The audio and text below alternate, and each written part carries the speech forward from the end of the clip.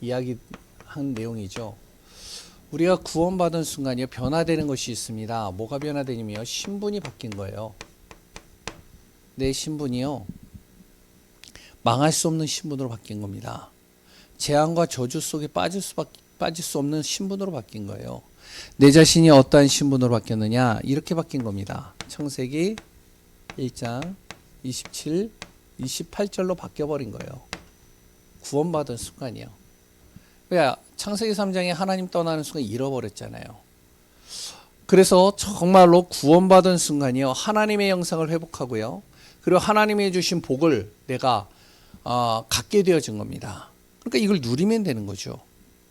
그리고 또한 구원받은 순간 무엇이 바뀌었냐면 나의 배경이 바뀐 겁니다.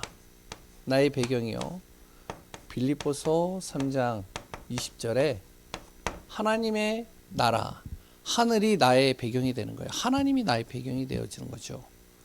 그렇기 때문에 정말로 우리 안에 모든 염려와 걱정, 문제, 어려움들이 있다.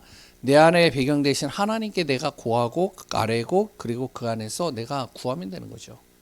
오늘 여기에도 엘리야가 그러잖아요. 엘리야가요 너무 힘든 거예요. 너무 지치는 거예요. 그러니까 어떡하냐면 자기의 배경 대신 하나님께 고백하는 거죠. 나는 하나님 지금까지 걸어왔던 모든 정말로 하나님의 역사 속에 있었던 선지자들과 믿음의 사람들보다 못한 사람입니다. 왜냐하면 자기가 볼 때는 한 명도 구원으로 이끈 사람이 없다고 생각을 하는 거죠. 그러니까 이제 너무나도 힘들고 낙심되니까 나를 빨리 하나님 품으로 데려가 달라고. 엘리야가요 자기가 삶 속에서 힘든 길은 했지만 그러나 무엇은 알고 있었느냐 배경은 알고 있었던 거죠. 자기의 배경이 어디인지를. 우리의 배경은요 하나님입니다. 그래서 우리가 날마다 하나님이 나의 배경되기 때문에 어떤 것도 염려하지 마세요. 어떤 것에서도 낙심할 필요가 없습니다. 어떤 것도요 우리가 좌절할 필요가 없다는 거죠. 그리고 또한 우리가 구원받은 순간 무엇이 되어지냐면요 내 능력이 아닌 하나님의 능력으로 나를 이끌어 가시겠다라고 약속하고 있죠. 그래서 뭐라고 그랬죠? 누가복음 10장 19절에 보니까 예수님께서 70인 제자들 예수님 따르던 제자들을 두 사람씩 짝을 지어서 현장으로 보내본 거예요. 그래서 아무것도 가져가지 말고 가서 복음 전해봐라. 그래서 예수님 얘기하는데 이들이요 예수님 얘기하는데요 귀신이 떠나가는 거예요. 질병이 치유되는 거예요. 기적이 일어나는 거예요. 그래서 이제 돌아오면서 흥분해가지고 오는 겁니다. 예수님이 얘기를 했죠. 너희 이름이 하늘나라에 기록된 것을 기뻐해라. 왜? 하나님이 너의 능력이 되어 주실 것이다. 그렇기 때문에 우리가 믿고 선포하고요 믿고 우리가 정말로 기도하면 된다는 것이죠. 그래서 구원받은 순간 내 안에 이것이 구원받은 그 순간부터 바뀌어지기 시작했다는 거죠. 그러면 중요한 것은 구원받은 자의 삶입니다. 나의 삶은 어떻게 살아야 되냐? 믿음으로 살아야 되는 거예요. 다른 거 없죠. 믿음으로 살아야 돼요. 저도 그렇고요. 우리 성도님들도 그래요. 믿음으로 살아야 돼요. 우리가 여러 가지 문제와 어려움들이 있잖아요. 믿음으로 살아야 돼요. 그런데 아무리 믿음으로 살려고 해도 무엇이 되면 이런 일이 있잖아요. 낙심된 일들이 있잖아요. 그리고 시험에도 빠지잖아요. 우리가 알고 있는 엘리야라는 정말로 어떻게 보면 이스라엘의 대표적인 인물 중에 한 인물인데도 이 인물도요 어떻게 되어지면 낙심에 빠진 겁니다. 절망에 빠진 거예요. 너무 힘든 거예요. 완전히 다운돼 버린 겁니다. 너무 힘들어 가지고요 도저히 감당이 안 되는 거예요. 아니 엘리야도 그런데 우리가 아무리 믿음으로 우리가 살아도 우리 안에 순간순간마다 낙심된 일이 있고요 시험 들 일들이 너무 많다는 거예요. 사람 때문에 시험 들고요 그렇다 환경 때문에 시험 들고요 내 자신이 안 되는 내 자신을 보면서 또 시험 들고 낙심하고. 오늘 본문을 통해서 또한 오늘 말씀을 통해서 내 안에 낙심되어진 것들 또한 시험 든 것들 내 안에 정말로 여러 가지 상처받은 것들이 치유되어지는 귀한 시간 되시기 바랍니다. 그러면 첫 번째로요, 우리가 엘리야를 통해서 좀 같이 보려고 그러는데요. 엘리야는 어떤 사람이었느냐? 어떤 사람이냐? 우리가 이제 성경에 엘리야에 대해서 얘기를 하면은 정말로 하나님의 능력이, 하나님의 놀라우신 영향력을 준 귀한 인물로 우리가 보고 있잖아요. 그런데 엘리야를요, 성경은 이렇게 표현하고 있습니다. 어떻게 표현하면요, 열왕기하 1장 8절에 이렇게 나오고 있어요.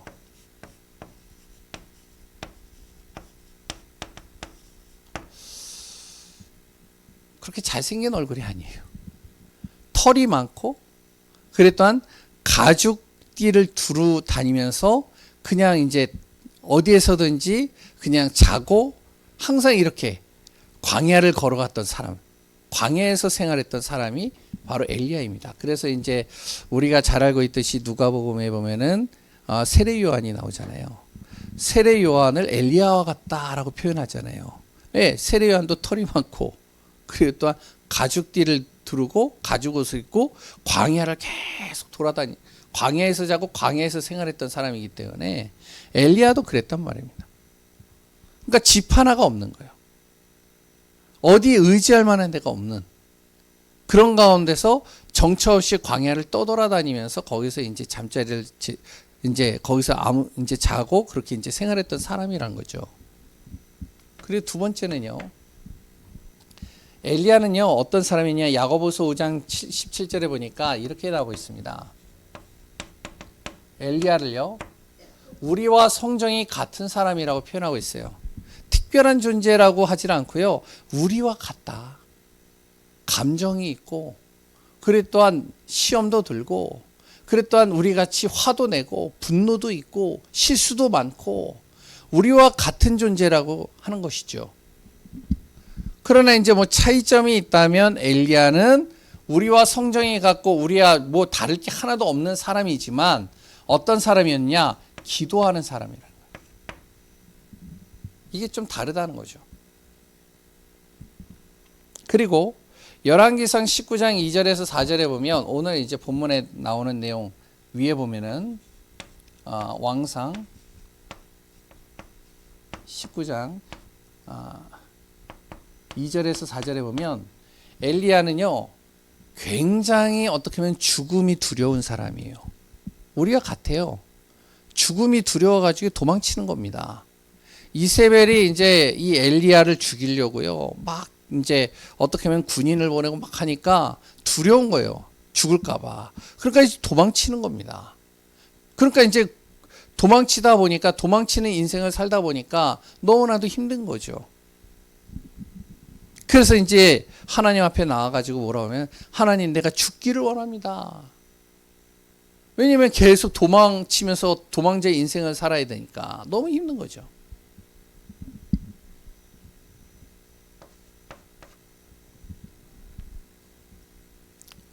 그런데 이 엘리야는요 마태복음 16장 14절에 보면 이 엘리야를 뭘로 표현하고 있냐면요 많은 이스라엘 백성들이 바로 하나님의 능력의 사람을 대표할 때 엘리야를 꼽습니다. 신비한 능력을 행한 사람, 하나님의 정말로 시공간을 초월하는 보좌의 능력을 정말 통해서 역사하는 그 응답들을 받았던 사람, 바로 엘리야. 이렇게 표현하고 있어요. 그럼 어떻게 해서 이런 능력과 이런 응답들을 받을 수 있었느냐?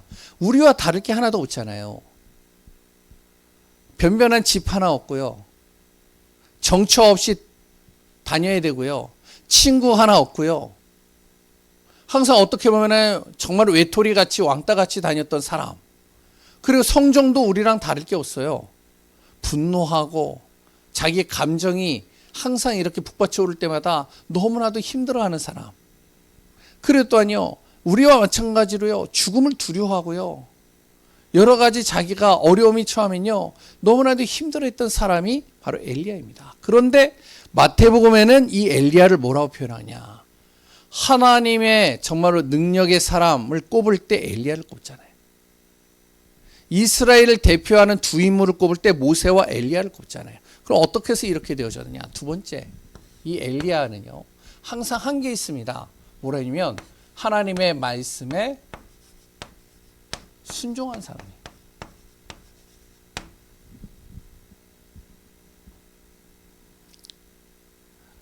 하나님이 말씀을 하시면 그 말씀대로 거기에다 토를 안 달고 그대로 순종한 사람이 바로 엘리야입니다.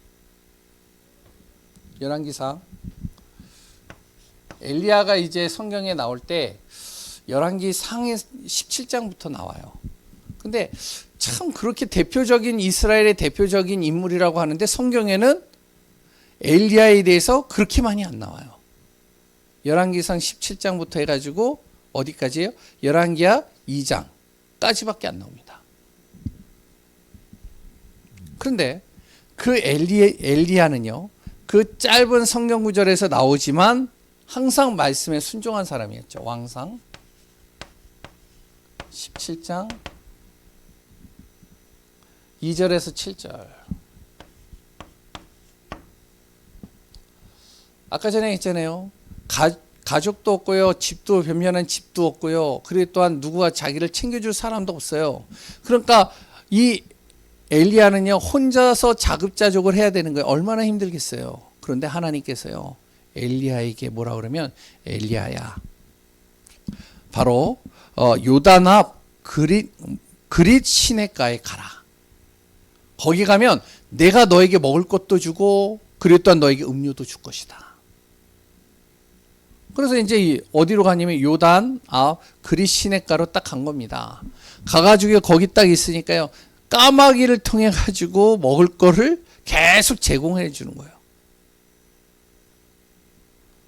그러니까 말씀 따라 갔는데 하나님께서는 이 엘리야의 모든 먹을 것을 채워 주시는 겁니다. 두 번째, 그러다가 이제 이스라엘의 가뭄이 들어가지고 시냇가에 이제 물이 말라버리니까 물을 먹어야 되는데 먹을 데가 없잖아요. 아마 까마귀를 통해 가지고 먹을 거는 주는데 그 먹을 거를 먹을 때마다 좀 음료를 먹어야지만 이게 이제 뻑뻑하지 않고 소화가 되잖아요. 근데 물이 없잖아요. 그러니까 너무 힘든 거예요. 그래서 하나님이 뭐라 그러면 그 다음에 또 엘리야에게 또 얘기를 합니다. 17장 9절이죠.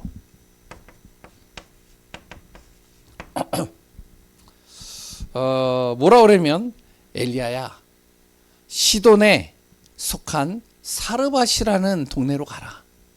거기에 가서 과부에게 찾아가 가지고 그 과부에게 음식을 달라고 그래라. 그리고 그 음식을 주면 그거를 너가 받아 먹어라. 이렇게 얘기를 하는 겁니다. 그래가지고요, 그냥 이제 가본 거예요. 여기도 이제 가니까 하나님이 먹을 것을 채워 주셨으니까 여기도 이제 가는 겁니다. 따라서 갔는데요, 가뭄이 들으니까 먹을 게 없잖아요. 근데 사르밧의 지역에 과부가 한 사람이 있는데 이 과부가 어떠한 사람이냐, 너무 가뭄이 심하고요, 먹을 게 없으니까, 그리고 이제 혼자서 아이를 키워야 되니까요, 변변하게 이제 먹을 식량이 없잖아요. 이제 남은 거라고는 이제 떡 만들 가루 한 줌, 그래 또한 그 떡을 이제 만들 기름 몇 방울, 요거밖에 없는 겁니다. 엘리야가 그걸 본 거예요, 한마디로. 아니, 생각해 보세요. 성정이 우리와 같은 사람인데 그거를 보면서 차마 먹을 거를 달라고 그럴 수 있을까요? 저 같으면 못할 것 같아요. 이제 그 여인은, 과부는 뭐라 그러면 이제 이거를 떡을 만들어 가지고 마지막 떡을 해 가지고 자기 자녀에게 주고, 그래서 이제 어떻게 하냐면은 이제 먹을 게 없으니까 우리 이제 죽을 준비를 하고 있는 겁니다. 근데 엘리야 보고요, 하나님이 가가지고 그거 먹을 거 자녀 주지 말고 나 달라고 그러라고 하라고 한 겁니다. 이게 나 같으면 안 하거든요. 근데 엘리야도 마찬가지로 안 했을 것 같아요. 그런데 하나님의 말씀이잖아요. 그래서 말씀대로 이야기를 하는 겁니다. 그 과부가요, 어차피 죽을 거 먹고 죽으나 안 먹고 죽으나 어차피 죽을 거. 그래서 그걸 해가지고 엘리야에게 준 겁니다. 선지자에게. 그런데요, 참 놀라운 일이 일어나잖아요. 하나님께서 이 과부의 집에 그 가루를 담는 그 통에 이 가루가 마르지 않도록 항상 채워주시고, 그래 또한 기름이 항상 마르지 않도록 기름을 계속 채워 넣어주시는 겁니다. 언제까지요? 가뭄이 끝날 때까지. 그러니까 하나님께서 이미 아시고 하나님이 역사하시기 위하여 엘리야를 보내는 거예요. 말씀에 순종하면서 가니까 하나님이 역사하는 겁니다. 엘리야가 이걸 아는 거예요. 우리가 그러잖아요. 우리가 볼 때는요, 내 기준, 내 생각, 아무리 내가 합리적으로 생각해봐도, 내 경험을 가지고 봐도 도저히 아닌 것 같은 게 많잖아요. 그런데 엘리야는요, 항상 무엇을 하면 하나님의 말씀에 그대로 순종하면서 가는 겁니다. 그러고 나서 이제 가뭄이 너무나 많이 들었는데 엘리야 보고요, 뭐라 그러면 열왕기상 18장 1절에 보니까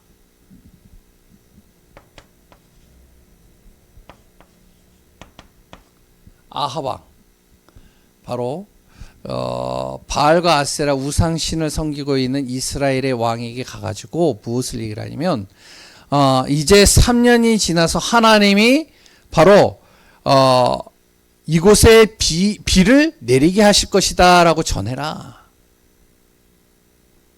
이제 아하방에게 얘기를 하라는 거예요. 아니, 가뭄이 들고 있는데, 몇 년 동안 가뭄이 들어가지고 지금 굉장히 힘든 가운데 있는데, 선지자가 와가지고요, 하나님께서 이제 여기에 단비를 내리실 것이다 라고 가서 이야기를 하는 겁니다.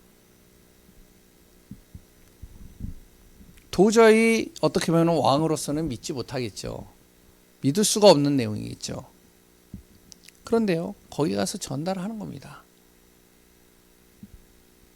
그래서 뭐라 그러면 바로 이제 18장 41절에 하나님의 말씀을 전하고 나서 무슨 일이 일어나냐면, 그곳에 큰 비가 하나님께서 내리게 하시고, 그랬던 모든 가뭄을 다 사라지게 만든 거죠.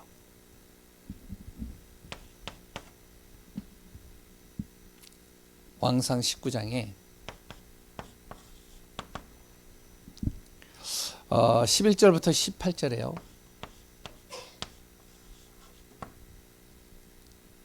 엘리야를 어떻게 해서든지 죽이려고 하는 이제 죄송합니다. 이거는 이제 나중에 적겠습니다. 예. 항상 이 엘리야는 무엇을 하냐면 하나님의 말씀에 순종하고 그 말씀을 따라가는 삶을 항상 살았습니다. 그런데 어떤 일이 일어나냐면요, 하나님께서는 말씀을 따라서 가는 이 엘리야를 통해서요, 하나님의 이 능력을 행하시는 겁니다. 어떻게 능력을 행하시냐면, 엘리야가 선포하면 하나님이 능력을 행하시는 거예요. 정말로 우리가요, 잘 알아야 됩니다. 우리가 진짜 복음이 맞고 현장에 진짜 복음이 필요하고 하나님의 능력이 분명히 역사하실 것이다라고 우리가 믿는다면, 하나님은 반드시 역사하시는 응답들을 우리에게 보이시고 이끌어 가십니다. 잘 보세요. 왕상 17장 1절입니다.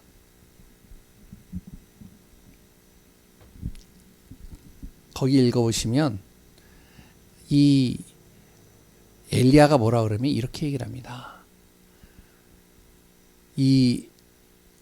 누구죠? 아하방에게 가가지고요, 무엇을 얘기를 하냐면, 이 땅에 이제 비가 내리지 않고 가뭄이 될 것이다. 수년 동안.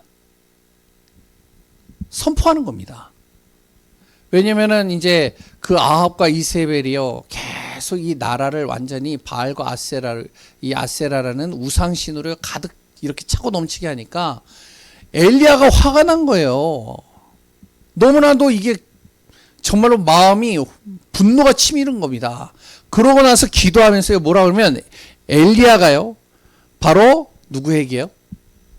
아합 왕에게 직접 이야기를 하는 내용이죠.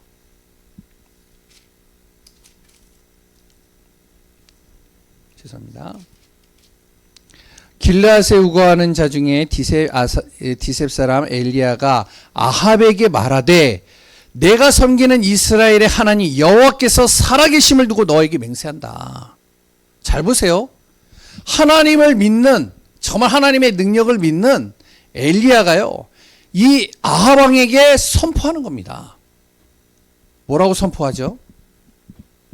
바로 내 말이 없으면 수년 동안 비도 이슬도 있지 아니하리라 하니라. 내가 다시 이제 비가 내릴 것이다라고 얘기하기 전까지는 비가 내리지 않게 할 것이다, 하나님이. 그러면 잘 보세요. 하나님이 이 엘리야에게 그렇게 이야기하라고 시켰나요? 성경을 보세요. 그런 말 없어요. 엘리야가 무엇을 했냐면 하나님의 능력을 믿고 하나님의 정말로 역사를 믿고 믿음 가지고 선포하는 겁니다. 왜냐하면 정말로 복음이 맞고 이 이스라엘이 하나님의 백성이 맞다면 우상을 섬기고 정말 하나님으로부터 대적하는 것이 얼마나 큰 죄인지를 안다는 것이죠. 그러니까 거기에다 대고 이 엘리야가 바로 아합 왕에게 선포하는 거예요. 죽음을 갖고 선포하는 거예요. 어떻게 보면. 그때부터 무엇이었냐면 가뭄이 들기 시작하는 거예요. 두 번째요. 또 보세요. 열왕기상 18장 15절에서 38절, 우리가 잘 알고 있는 내용이죠. 왕상 18장 15절에서 38절. 갈멜산의 기도입니다.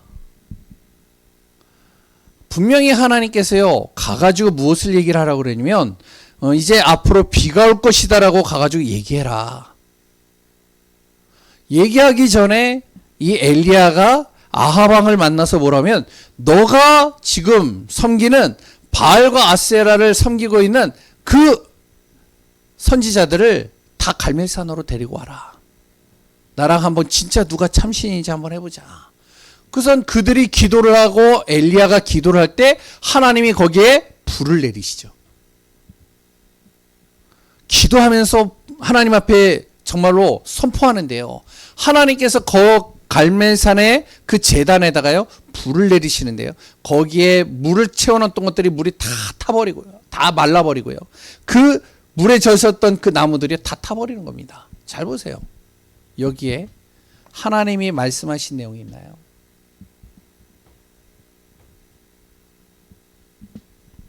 믿음 가지고 그 현장에서 선포해버린 거예요. 한마디로. 하나님은요, 요거 얘기했어요. 이제 앞으로 비가 내릴 것이다라고 이야기를 해라. 그런데 가서 이야기하기 전에 갈멜산에서요, 영적인 싸움을 한 겁니다. 하나님이 누구의 편이 되어주셨느냐? 바로 엘리야의 편이 되어주신 거예요.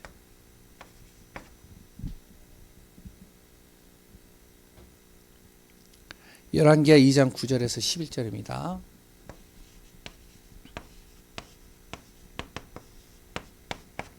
마찬가지입니다.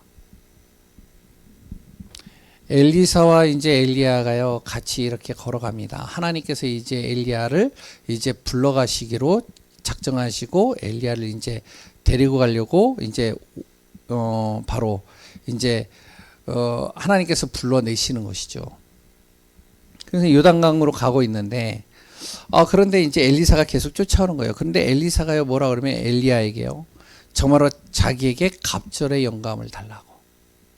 그러니까 뭐라 그러죠? 엘리야가 네가 진짜 어려운 것을 부탁하는구나. 그렇다면 하나님이 나를 데리고 정말로 하나님이 나를 불러가시는 것을 네가 직접 목격한다면 하나님이 너에게 나의 능력에 갑절의 영감을 주실 것이다. 선포합니다. 약속을 하죠. 그대로 이루어집니다. 하나님은요, 말씀에 순종하며 말씀을 따라가는 사람을 통하여 그 사람이 선포하고 그 사람이 정말로 믿음으로 고백하는 그 모든 것들을 하나님이 들으시고 허락하시고 역사해 가신다는 거예요. 우리가 이 사실을 믿으라는 거죠. 우리가 항상 무엇을 하냐면 제한을 두는 게 많아요. 저도 그렇고요. 분명히 하나님은 말씀하십니다. 우리와 똑같은 성정을 가진 엘리야, 그 엘리야가 하나님의 말씀 앞에 딱 서버리는 겁니다. 우리가요, 어떤 순간에도 어떤 문제 속에서도 어떠한 일들 속에서도 하나님 앞에 서버리면 되는 거예요. 하나님의 말씀 앞에 딱 서는 겁니다. 말씀이 가라 하면 가고 가지 말라 하면 가지 말고 말씀대로 따라가는 거예요. 그 말씀 따라 우리가 예수 그리스도를 믿은 거고요. 그 말씀을 정말로 우리가 붙잡고 기도하는 거고요. 그 말씀에 순종하면서 우리가 전도하는 거고요. 말씀을 우리가 통해서 정말로 세계복음화 해야 되니까 교회를 세워가는 거죠. 그런데 말씀에 순종했던 엘리야가 어떻게 하죠? 말씀을 붙잡고 선포하는 겁니다. 우상의 현장과 그랬던 흑암의 현장에 선포해버리는 거예요. 그런데 하나님은요, 그 선포하는 모든 곳에 하나님의 역사를 이루어 가십니다. 정말로 우리가 믿음 가지고 선포하는 거예요. 믿음 가지고 나가는 거예요. 근데 중요한 건요, 아무리 하나님의 능력이 행해지고 하나님이 역사하시고 하나님께서 축복하신 이 엘리야의 손을 붙잡아 주시는데도 불구하고 엘리야는요, 무엇을 하냐며 낙심하고 절망에 빠지는 일이 오게 되는 겁니다.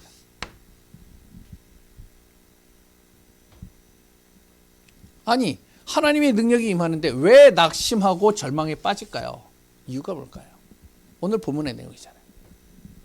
하나님이 엘리야의 손을 들어주시고 엘리야가 말을 하는 대로 그대로 역사하시고 하나님이 응답하시는데 엘리야는요, 오늘 본문에 보니까 그 내용이 나오는 거죠.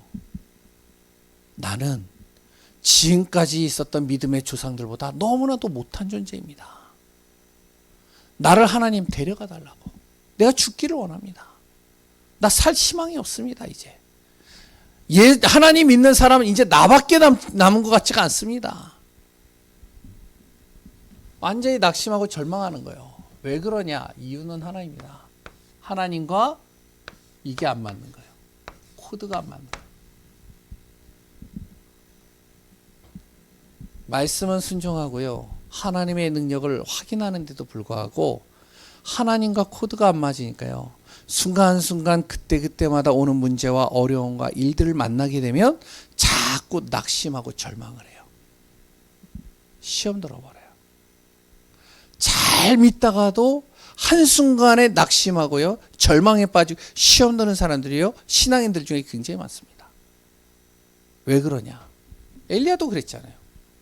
하나님이 이만큼 역사하시고 이만큼 하나님께서 이루어 가시는데도 그런데도 낙심하잖아요. 왜 그러냐면 하나님과 코드가 안 맞는 거예요. 코드가. 하나님이 나를 통해서 하시고자 하는 일이 있단 말이죠. 원하시는 게 있단 말이에요. 그게 하나님의 그 생각과 내 생각이 안 맞는 거예요. 그러니까 자꾸만 나는 힘든 겁니다. 나는 지치는 거예요. 뭔가 능력을 행했는데도 지쳐요. 뭔가 하나님의 역사를 봤는데도 나는 힘들어요. 지금 엘리야가 그렇거든요. 하나님의 코드가 뭐냐? 그래서 하나님이 이야기를 하는 거예요. 바로 열왕기상 19장 11절에서 18절입니다. 자기는 죽여달라고 했는데 하나님 무슨 소리냐? 내가 지금 너를 통해서 하고자 하는 일이 있는데, 아니 너를 그렇게 힘들게 하는 아합, 이세벨, 그들이 이제 어떻게 정말로 죽음을 당하는지 네가 볼 것이다. 두 번째, 그리고 또한 하나님께서 어떻게 정말로 이 이스라엘의 왕을 바꾸시는지 네가 볼 것이다. 그리고 아직도 바알과 아세라 우상에게 절하지 않은 7천 제자가 숨겨져 있다. 또 하나, 엘리사라는 이름을 거론하면서요, 엘리사라는 선지자를 내가 예비해놓고 준비해놨다. 렘넌트를. 너가 이들을 제대로 양육하고 이들을 제대로 정말 훈련시켜가지고 진짜 하나님의 빛을 발하는 증인들로 세워야 되는 거 아니야. 선지자 학교를 만들어야 되는데 지금 너 지금 무슨 소리 하고 있는 거야. 코드가 안 맞으니까요. 자꾸 자기는 낙심되는 거예요. 저도 그렇고요. 우리 교회 성도님들도 마찬가지입니다. 우리가 정말로 하나님과 코드가 맞아야 돼요. 방향이 맞아야 돼요. 분명히 하나님은 내가 기도를 들으시고 내가 가는 발걸음에서 지금까지 나의 인생을 하나님께서 도우시고 인도하셨는데, 그런데 하나님이 나를 통해서 하시고자 하는 일이 있단 말이에요. 저에게도요. 이 예강교회에 오게 한, 정말로 정현주 목사를 여기에 오게 한 분명한 하나님의 이유가 있어요. 제가 그것을 발견하고 그것을 정말로 찾고 그것을 기도점으로 삼고 그것을 따라서 방향을 안 맞추면 나도 마찬가지로 하나님이 도우시고 인도하시지만 순간순간마다 낙심과 절망 속으로 빠져들어가요. 힘든 거예요. 그러면 목회가 힘든 거예요. 그런데 코드가 맞아버리면요, 어떤 힘든 것들도 다 뛰어넘을 수 있는 겁니다. 오늘 이 시간에 우리 귀한 성도님들과 또한 온라인으로 보시는 분들과 저도 마찬가지입니다. 왜 하나님, 지금까지 하나님 왜 내 기도를 안 들으십니까? 하나님, 왜 나는 저들과 같이 저렇게 정말로 멋진 가정을 꾸리고 멋진 응답을 받고 정말로 저렇게 남부럽지 않게 살지 못하고 있습니까? 나는 왜 이렇게 사는 게 힘듭니까? 만약에 우리 성도님들 안에 그런 생각을 혹시나 하시는 분이 있다면 우리가 생각을 바꿔야 됩니다. 하나님이 원하시는 것이 무엇입니까? 나를 향하여. 그 속에서 정말로 우리가 믿음으로 승리하고 그 안에서 응답받고 그 안에서 누리며 하나님의 정확한 계획을 따라 인도받는 귀한 분들 되시길 바랍니다. 하나님 감사합니다. 주의 능하신 손과 전적인 하나님의 계획을 따라 우리를 움직이시는 주님이심을 고백합니다. 우리 안에 연약한 부분들을 치료하여 주옵소서. 우리가 하나님을 믿고 의지하고 정말로 하나님의 방향 속에 인도받게 하여 주옵소서. 우리 안에 시험 들고 상처받고 낙심되고 우리 안에 아직까지도 정말로 여러 가지 시달리는 많은 것들, 하나님이여 믿음으로 그 모든 것을 이긴과 동시에 하나님 안에서 방향을 맞춰가며 그 속에서 인도받으며 그 안에서 참된 하나님의 응답과 증거를 찾아 누리는 자 되게 하여 주옵소서. 모든 것을 역사하시고 이끄시는 예수 그리스도의 이름으로 기도합니다. 아멘.